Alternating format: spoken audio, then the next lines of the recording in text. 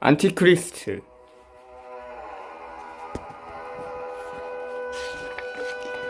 진리란 믿음에 불과하다. 물론 철학 역사상 분별 있는 인간, 즉 사물을 제대로 비판적으로 보는 인간도 있었다. 그러나 그런 사람은 극히 소수에 불과했고 대부분의 철학자는 쓸모없는 인간들 뿐이었다. 그들은 제멋대로 생각하고 자기 마음대로 확신한 것을 진리라고 주장했다. 그들에게 성실함이란 눈꼽만큼도 없었다. 칸트도 그런 분위기에 휩쓸려 제멋대로 만들어낸 개념에 실천이성이라고 이름을 붙이고 과학으로 만들려 했다. 전 세계의 모든 철학자가 다 그렇지만 그들의 원형은 성직자다. 따라서 철학자들도 인류를 개선하고 구원하여 해방시키겠다고 생각했다. 정말 어리석기 그지없다. 변변찮은 인간들이 언제나 잘난 척하는데 그 전형적인 예가 바로 철학자들이다. 성직자는 과학을 싫어한다. 성직자 자신이 진리와 비진리를 결정하기 때문이다. 우리는 그러한 행위에 과학적인 방법으로 도전해야 한다. 그리스도교가 위세를 부리는 이 세상에서 오랫동안 과학이 신의 적이라 불리며 부당하게 폄하되었다. 과학적인 사고, 즉 신중히 생각하고 사물에 대해 의문을 갖는 일들이 멸시당했다. 왜 그런 터무니없는 일들이 계속 자행된 것일까? 나는 이렇게 생각하기도 한다. 인류가 오랫동안 사물을 제대로 사고할 수 없었던 이유는 인간에게 있어 진리란 한낱 미적 취미에 지나지 않았기 때문이 아닐까 하고, 다시 말해 인간은 아름다운 그림을 볼 때와 같은 감동을 진리에서 추구했던 것은 아닐까. 그리고 인간의 감정에 직접 호소하는 것을 진리라고 믿었던 것은 아닐까. 그러나 우리에게 그런 취미는 없다. 우리는 처음부터 다시 배웠다. 정신이나 신과 같은 애매한 것에서 인간의 본질을 찾으려고 하지는 않는다. 그래서 우리는 인간을 다시 출발선에 세워놓고 인간은 동물이다 라고 생각했다. 인간은 이 지구상에서 가장 강한 동물이다. 왜냐하면 가장 교활하기 때문이다. 그러나 인간이 가장 진화했다는 뜻은 결코 아니다. 그런 생각은 인간의 허영심이다.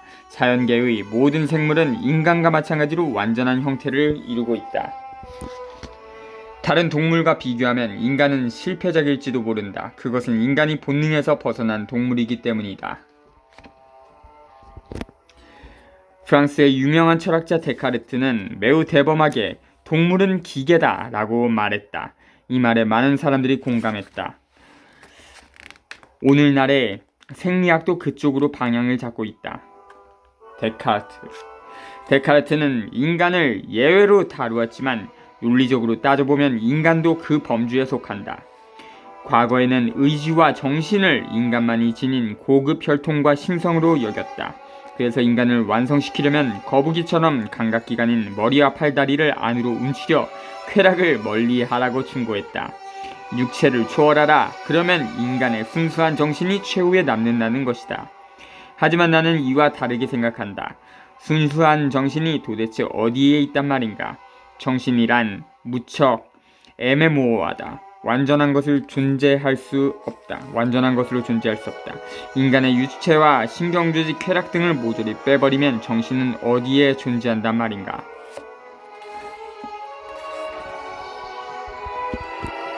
데카르트 1596년부터 1650년 프랑스의 철학자이자 수학자. 그는 주요 저서인 방법서설에서 그리스도교의 신학 아래서 발전한 스콜라 철학을 비판했다. 자신의 존재 근거를 밝힌 나는 생각한다 고로 존재한다 라는 말은 너무나 유명하다. 즉 보편적인 시점과 신의 시점을 물리치고 철학의 출발 지점에 자기 자신을 놓아둔다는 의미이다. 진짜 신과 가짜 신. 이야기가 두서없이 흘렀으니 여기서 잠깐 그리스도교의 문제점을 정리해보자. 첫 번째, 신, 영혼, 자아, 정신, 자유의지와 같이 있지도 않은 것에 실제로 존재하는 듯한 언어를 부여한 점. 두 번째, 죄, 구원, 신의 은총, 벌, 죄사함과 같은 공상적인 이야기를 꾸며낸 점. 세 번째, 신, 영혼 등 존재하지 않는 것을 만들어낸 점. 네 번째, 자연과학을 왜곡한 점.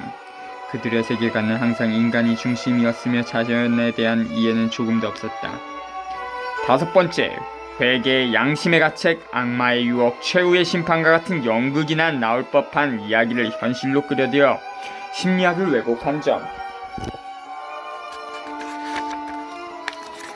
이외에도 아직 많지만 우선은 대충 이 정도로 해주자.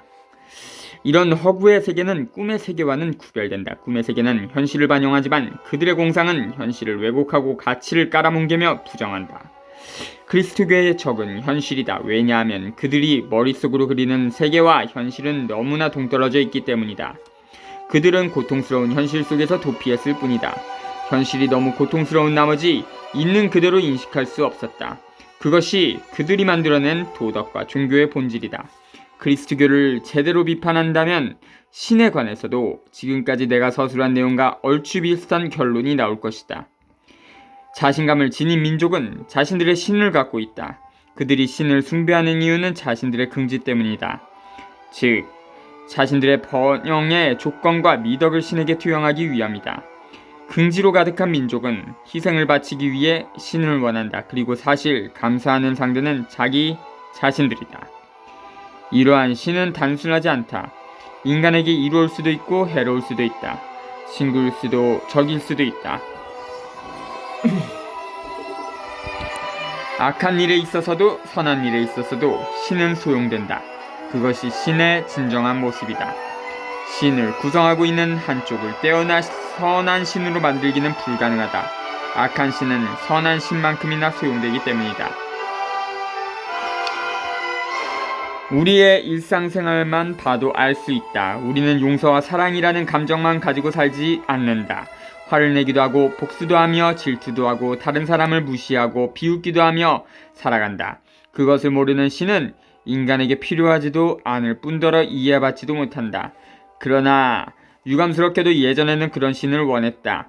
민족이 철저히 망해가거나 그들이 완전히 포기하여 방치하거나 적에게 굴복하는 것이 최선이라 생각할 때 그들의 신도 변하고 말았다. 신은 비겁한 겁쟁이가 되어 겸손해지고 결국 적을 사랑하다, 적을 사랑하라 라는 바보스러운 말을 하게 되었다. 이 신은 도덕으로 탈바꿈하여 점점 세계 속으로 퍼져나갔다. 그러다 결국 모두의 신이 되었고 끝내는 세계의 시민이 되고 말았다. 악질이 아니고서야 이럴 수는 없다. 신이란 원래 어떤 특정한 민족에게 있어 민족의 강한 힘과 권력을 추구하는 감정이었지만 오늘날의 신은 마냥 선하기만 하다. 그러므로 신이라는 단어에는 두 종류의 신이 있다. 하나는 권력에 대한 의지가 있는 신, 즉 민족신이다. 그리고 또 하나는 권력에 무기력한 신이다. 그런 신은 필연적으로 선해진다. 이것이 바로 그리스도교이다. 신은 두 개의 얼굴을 가지고 있다. 신은 권력에 대한 의지를 상실하면 생리적으로 퇴행하게 되어 있다. 점차 적극성이 사라진다. 그런 데카당스의 신은 약자들이 믿는다. 그렇지만 약자는 자신들을 약자라고 부르지 않는다. 그리고 언제나 우리는 선량한 사람이라고 한다. 그럼 선한 신과 악한 신이라는 이원론적 허구는 언제 역사의 무대에 등장하게 되었을까? 여기까지 읽은 독자라면 이미 알고 있을 것이다. 그것은 정복당한 민족이 자신들의 신을 선 그 자체로 끌어내렸을 때부터이다. 또한 그들은 지배자에게 복수하기 위해 지배자의 신을 악마로 만들었다.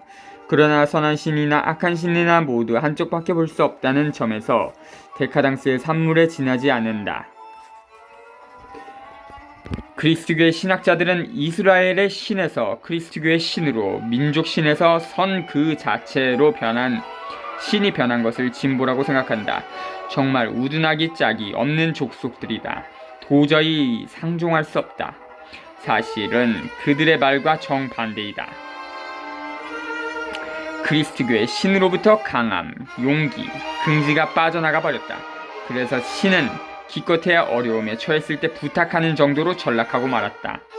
지금은 가난한 자와 범죄자 그리고 병든 자를 위한 신이 구세주라 불리고 있다.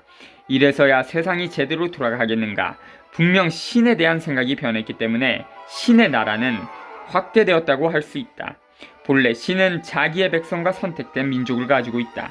그러나 신은 외국으로 나갔고 그 결과 지구상의 인구 절반 이상을 자기 편으로 만들었다. 신은 그 다수의 신의 정체가 유대인의 신, 빛이 들지 않는 곳의 신, 불건전한 영역의 신임에도 불구하고 말이다. 신은 너무도 약해지고 창백해졌다. 아무튼 엉터리 이론으로 신을 다루는 시대가 되었기 때문이다. 그래서 이상이 되었고 순수정신이 되었으며 절대자가 되었다. 그러다 끝내는 물 자체가 되고 말았다. 도대체 물 자체란 무엇인가? 이 말은 무슨 뜻인지 도통 모르겠다. 아마도 신이 거기까지 추락했다는 뜻이리라. 그리스도교에 대한 개념은 이 지구상에 있는 모든 개념들 중에서 가장 보잘것없다. 그리스도교는 신이 어디까지 추락할 수 있는지를 여실히 보여주고 있다. 그리스도교의 신은 우리의 인생을 밝혀주고 미래에 대한 희망을 지켜주는 존재가 아니라 인간을 불행하게 만드는 존재다. 그리스도교는 신의 이름으로 인생과 자연 그리고 살려는 의지와 같은 소중한 것들을 부정한다. 그리스도교는 신의 이름으로 무가 신이 되고 무에 대한 의지가 신성하다고 선언했다. 오늘날 북유럽에는 그리스도교가 널리 확산되어 있는데 그들 유럽인이 그리스도교를 거부하지 않았다 함은 매우 불명예스러운 일이다. 그 본성을 재빨리 알아차리고 서둘러 조치를 취했어야 하는데 그렇게 하지 못한 탓에 저주를 받고 말았다. 다시 말해 병과 노쇠, 모순 등을 자신들의 본능으로 받아들인 것이다. 그 이후 그들은 자신의 신을 창조하지 않게 되었다. 2000년 동안이나 새로운 신이 탄생하지 않았기에 그리스도교라는 일신교의 지극히 따분하고 불쌍한 신이 현재도 함부로 설쳐되고 있다. 일신교 유대교와 그리스도교 그리고 이슬람교와 같이 유이 절대신만을 믿는 종교를 말한다. 예루살렘은 이 세 종교의 성지다. 반면 다신교는 다수의 신을 믿고 숭배하는 종교로 각각의 신이 저마다 고유의 활동 영역을 가지고 있는 경우가 많다. 그 예로 그리스 로마의 종교와 힌두교 등이 있다.